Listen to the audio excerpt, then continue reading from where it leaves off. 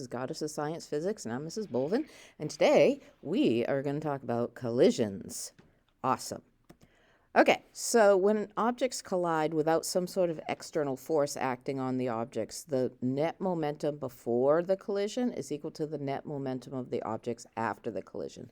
This is a direct application of the law of conservation of momentum. So that should sound a little bit familiar to you. So what you have before is what you have after. Okay. So collision of objects clearly show the conservation of momentum. And you're like, Bolvin, no, I'm not feeling this right now. So we can write this kind of, all that business that I wrote, that I had on the first slide, can actually be summed up by this little equation. The net momentum, which means, remember when we did net force, you got force 1 plus force 2 plus force 3. Well, in this case, we have the momentum of the first object and the momentum of the second object before they collide has got to equal the momentum of the first object plus the momentum of the second object, or the net momentum after the collision. Now, you're like, what? This doesn't make any sense. Well, actually, since momentum can be transferred, this little deal here with the Newton's cradle, you pull one ball out and let it go. And the reason that, and what happens is the momentum from that ball that you let go, you know, it has some velocity now, gets transferred to the next ball and the next ball and the next ball until finally it gets to the last ball, and then the ball shoots out, you know, and then will fall back down, and then it will go back through. So that's an example of momentum being transferred from one object to another through a series of objects. So momentum just doesn't go away. It's going to be there somewhere.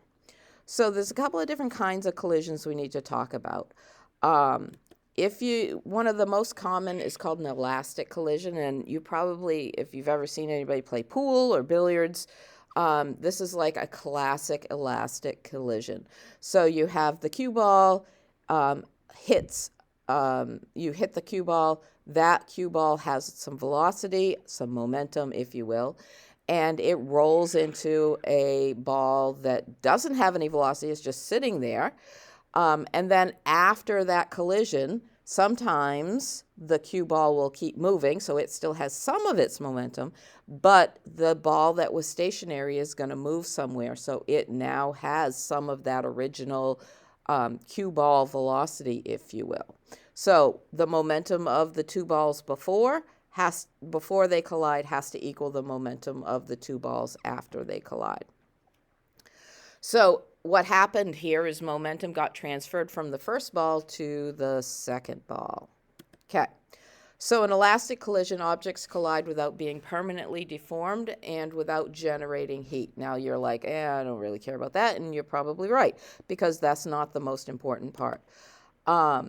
So what the most important part here is when the colliding objects are separated after the collision. That's called a perfectly elastic collision. So if they were two objects coming into it and two objects after the collision, that's an elastic collision. It becomes important that you think about, you can recognize an elastic collision versus an inelastic collision. So don't get scared by this equation. This is what you've been training for. Now remember, when we started out, we said the net momentum before is got to equal the net momentum after. This just breaks it down into the momentum of one object and the momentum of the other object before and after. This is why it's really important that you use the known, what do you know, area in the 5-part problem solving method, because you're going to have a lot of moving pieces here, literally. So you got to keep things separate, because you're going to have a couple of masses, a couple of velocities before, same masses after, a couple, maybe two different velocities after. So you got to kind of keep those straight. So what this is this is the momentum of the first object, mass times velocity of the first object. You're adding to it the mass times the velocity, or the momentum of the second object. And those two added together have to equal the momentum of the first object after the collision and the momentum of the second object after the collision. So there's some different types of collisions you can kind of think about. If you're a really good pool player, you can get the cue ball, give it a little bit of velocity, and this little purple arrow represents the velocity.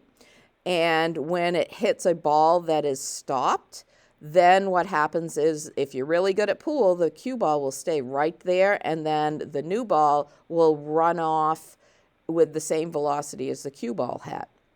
So that's one situation. Another situation is when you have two balls coming at each other from different directions. And this is why we learn about vectors, because vectors matter. When you're talking about velocities, if the red ball has a positive velocity, then the white ball has to have a negative velocity. So when they collide together, notice what happens. The velocity for the red ball was going to the right, and after the collision, it's now going to the left. So, and this vice versa for the white ball. So they kind of, and it's because the masses were the same and the velocities were the same, it looks like they just changed the direction. But if one of them had a bigger velocity than the other, they would also swap velocities as well.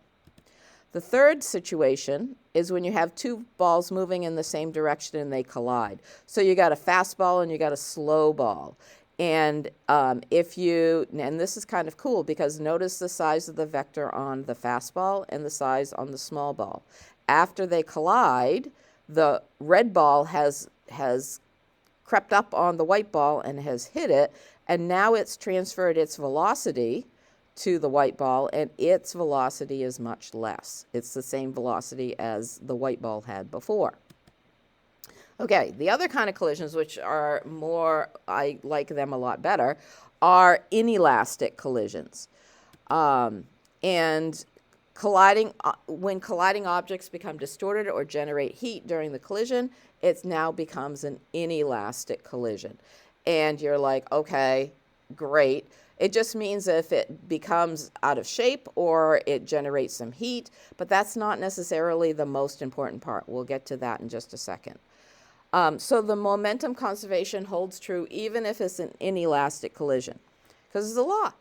So if you have a totally elastic collision, it's super duper easy to figure out if it is. If the two things get tangled or stuck together, it's an inelastic collision. We have a different equation for this type of collision because the two things are now stuck together. The first part of the equation is exactly the same. The second part, because the two masses are now acting like one mass, we have to add the masses together, and they're going to have one velocity because they're stuck together. There's only one thing now. So we had two separate masses over here. We're going to add them together here because they act as one, and they're going to have a single velocity. Here's some websites that you could go and watch some of these collisions, a little bit different spin on the explanation. Last little bit here is talking about how you figure out like what's going to happen. And some of these things are really, really predictable. So you have a freight car, two freight cars that have equal mass, and we're just going to call the mass M. If you want to put in a number like 6 or whatever, 72 or 354, I don't care what it is, but I'm going to leave it just as M because it could be any number. And one of the two cars is moving at 4 meters per second, and the other one is sitting still. The velocity of the one that's sitting still is, you guessed it, 0. So we know that the net momentum before has to equal the net momentum after. So this is just a shorter way of writing all of this, so you don't have to write all that out, but it puts the little equation in there for you. So if we want to substitute in here the net momentum, we got to figure out the momentum of the car that's moving, and we're going to use M. If you want to use, your favorite number, 23.4, whatever you want to use, I don't really care. I'm going to use M, times the velocity that it's going, which is 4. The other car is not moving, so we don't really care about this here because M times 0 is going to be 0. Now this 2M comes from the second side because they're stuck together. And if they're stuck together, then they have M plus M velocity or 2M velocity, and then you have the velocity after. So before we have 4M equals 2M times v. And to get the v to equal 4, we have to multiply it by 2. And you're like, what? So if you have twice the mass moving after the collision, so you have one car and then another, so when they become tangled or attached to each other, you get twice the mass. The velocity is going to be half of whatever the initial velocity was. So if it was 4, half of that would be 2. If you have 3 times the mass, the velocity is going to be 1/3 after. If you have 4 times the mass, then the velocity is going to be 1/4. Sense a pattern?